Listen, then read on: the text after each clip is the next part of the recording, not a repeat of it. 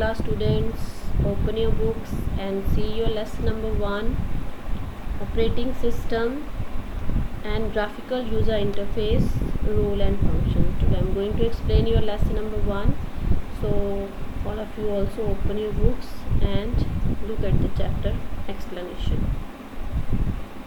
So before starting an operating system introduction, I will want to give you introduction about computer.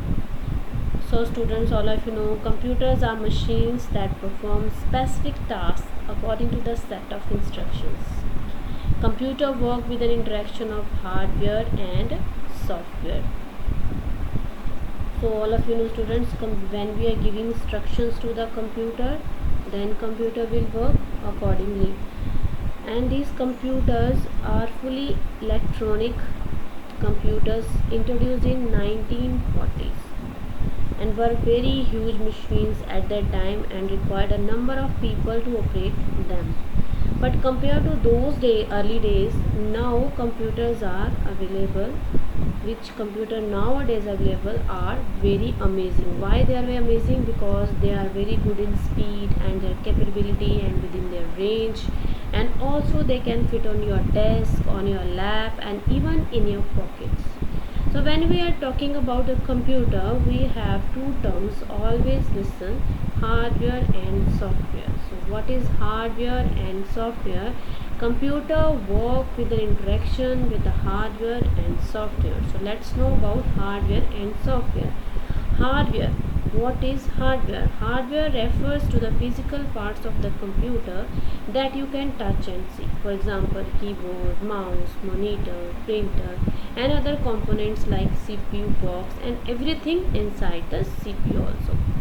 And you know students, there is one most important piece of hardware is a tiny rectangular chip inside your computer, or it is also known as CPU, or you can also say it's microprocessor or the brain of the computer. So hardware means the physical components which you can see and touch. Now we are going to know about the software. What is software?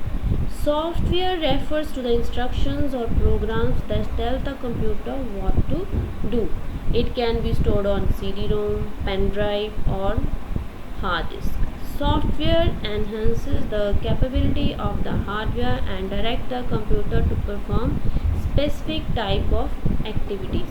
So students, all of the softwares which you are watching on your computer like Word, Excel, PowerPoint, these all are the softwares, and they can be stored in your computer hard disk also. You can take it in your pen drive also, or in your CD-ROM also. Like in CD you are playing games, when you are installing games from the CD, that's inside that CD, that is the software. And this hardware and software are interdependent. They both are dependent on each other, or you can say both are complementary to each other. It means hardware needs the software to operate, and software cannot be utilized without supporting the hardware. Means to run the or execute the computer programs, we need hardware and software both. Let us take an example of mobile phone. Mobile phone is a hardware, and all the applications or apps which it possesses are software. Without the apps, mobile phone is simply a plastic case. Without the hardware or mobile, these apps cannot be utilized. Now we know about the types of software. There are two types of software: application software and system software. Application software, it is a set of programs designed to perform specific type of job like MS Word, MS Paint. So special purpose programs which you want to install in your computer, those type of programs are application software. Next is system software. It is a collection of one or more programs that controls and manages the overall operations and performance of the computer system. For example, operating system, Windows, iOS, or you can say Linux, Unix. These all are the examples of system software. Now let's know about what is an operating system. Operating system acts like an interface between the user and the computer. Means if you want to talk with the computer, then who will who will help us to talk with the computer, means which instructions we are giving to the computer, how computer is accepting that instructions with the help of operating system only.